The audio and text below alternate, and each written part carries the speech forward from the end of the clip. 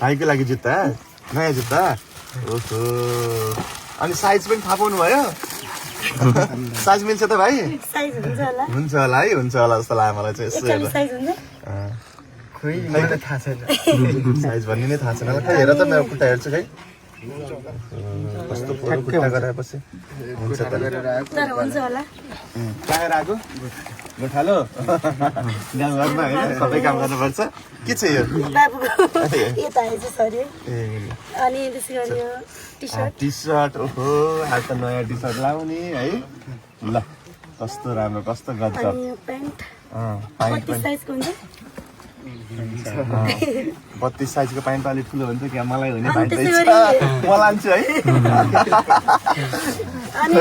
भाइको मलाई ठिक भने पाइन्ट ल्याइदिनु भएछ भाइको फोन छैन भनेको सुनेको कस्तो राम्रो छ अनि यो फोनबाट अब भिडियो मैले अन्जु बहिनीलाई पनि दिएको थिएँ सुरुमा फोनहरू नभएपछि यसो पहिला प्रथम त फोन हुनु पर्यो नि त भाइरल भाइरल भयो भने परेन नि आफ्नो भिडियो आफै हेर्ने अब ल आहा ल ल रेडमी खुसी नोट लाग्यो 14 एकदमै प्रगति गर्नु राम्रो खाले मोबाइल ल्याइदिनु छ शिखरमा चुम्नु अरू के भनौँ र होइन यस्तो ठाउँमा रहेर पनि एकदमै प्रतिभावान व्यक्तिलाई चिन्न नसकेको हामी पनि पढ्छौँ होइन